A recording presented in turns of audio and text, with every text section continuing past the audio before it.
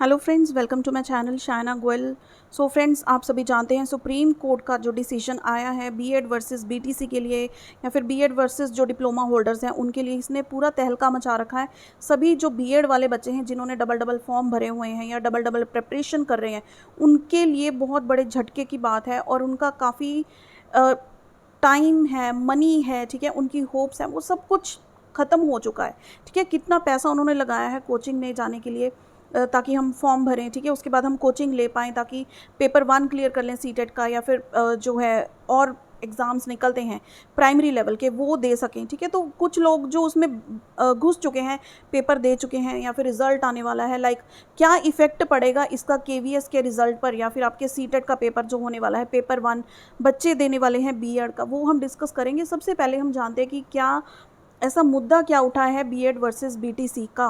तो देखिए, supreme court ने डायरेक्ट यहाँ पर बताया हुआ है कि जो बीटीसी वाले हैं या फिर डिप्लोमा होल्डर्स हैं, डीएलएड हैं या जेबीटी हैं, सिर्फ वो ही एलिजिबल होंगे प्राइमरी टीचर रिक्रूटमेंट के लिए। तो सबसे पहले देखो, प्राइमरी टीचर रिक्रूटमेंट यानी कि क्लास 1 to क्लास 5 ये प्राइमरी हो गई, यानी कि जिन्होंने बीटीसी किया है, डीएलएड किया है, जेबीटी किया है, यानी कि जो डिप्लोमा होल्डर्स हैं। देखा जाए तो क्वालिफिकेशन में ज़्यादा डिफरेंस नहीं है, आप ग्रेजुएशन करके बीएड कर लेते हो या पोस्ट ग्रेजुएशन करके बीएड करते हो। वैसे ही जो दूसरे बच्चे हैं जेबीटी करते हैं या फिर बीटीसी का कोर्स करते हैं, तो ये भी वैसे ही अपनी ग्रेजुएशन या पोस्ट ग्रेजुएशन करके वही कोर्स करते हैं। ठीक है, लेकिन बीएड वालों को बाहर कर दिया है इन्होंने प्राइमरी टीचर की रिक्रूटमेंट के लिए, यानी कि बीएड वाले जो लोग हैं वो अब क्लास 1 to 5 नहीं पढ़ा पाएंगे, यानी कि पीआरटी टीचर के लिए वो एलिजिबिलिटी उनकी ख़त्म कर दी। ये स्टार्ट हुई थी राजस्थान से, ठीक है, सबसे पहले राजस्थान में, फिर ऑल ओवर इंडिया ये चीज़ जो है इम्प्लीमेंट 11 अगस्त को इसका जो सुप्रीम कोर्ट ने है ये डिसीजन सुना दिया कि only BTC candidates will be considered eligible in primary teacher recruitment. ठीक है, बीएड वालों का कैंसिल कर दिया है। ठीक है, अब इसका इफ़ेक्ट देखिए, जो सीटेट का पेपर है आपका आने वाला है, ठीक है, जिन्होंने पेपर 1 और पेपर 2 दोनों फिल किए हैं बीएड वालों ने, तो आप पेपर 1 ज़रूर देकर आना, क्योंकि अब जिनके फिल किए हैं उनके लिए क्या एक्शंस आते हैं।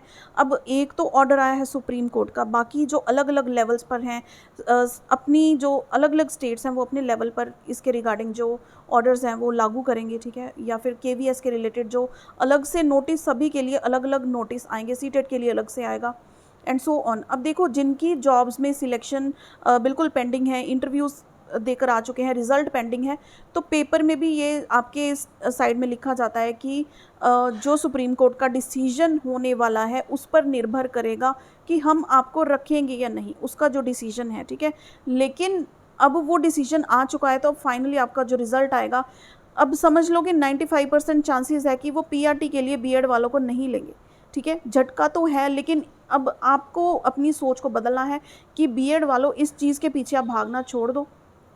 ठीक है, कि आप प्राइमरी लेवल के टीचर्स बनोगे, आप बनोगे 6 to 10th वाले अगर आप टीजीटी हो यानी कि ट्रेंड ग्रेजुएट टीचर हो, और +1 +2 यानी कि 11th और 12th क्लास अगर आप एक पोस्ट ग्रेजुएट टीचर हैं तो। ठीक है, तो यही 2 ऑप्शंस जो हैं आप लोगों के लिए बचती हैं अगर आप बीएड कर रहे हो, यानी कि प्राइमरी टीचर का कंसेप्ट ही ख़त्म हो चुका है और केवीएस का रिज़ल्ट पेंडिंग है। ठीक है, वहाँ पे भी अब क्या चांसेस हैं ज़्यादा कि आप लोगों की सिलेक्शन नहीं होगी प्राइमरी टीचर के लिए।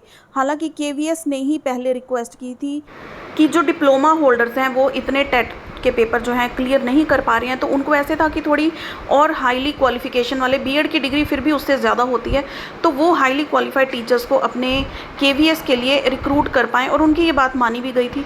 ठीक है, लेकिन अब सब कुछ सुप्रीम कोर्ट के डिसीजन से एक बार थमसा गया है कि क्या डिसीजंस होंगे। एक तरफ तो बोल रहे हैं कि बीएड इंटीग्रेटेड कोर्स ही वैलिड होगा, एक तरफ डिसीजन आ गया है कि बीएड वाले पीआरटी के लिए एलिजिबल ही नहीं है। तो अब देखो, नोटिसेस जो और आने वाले हैं स्टेट्स के या फिर अलग अलग लेवल पर, वो डिसाइड करेंगे कि जो आने वाले इंटरव्यूज़ हैं या फिर रिक्रूटमेंट्स होंगी वो किस बेसिस पर की जाएंगी, क्या फ्यूचर रहेगा बीएड इंटीग्रेटेड कोर्स का। अगर कोई करना ही पीआरटी के लिए चाहता है या फिर दोनों के लिए अप्लाई करना चाहता है, पीआरटी के लिए भी और टीजीटी के लिए भी, तो ये चीज़ें अभी आने वाले टाइम में हमें क्लैरिफाई होंगी।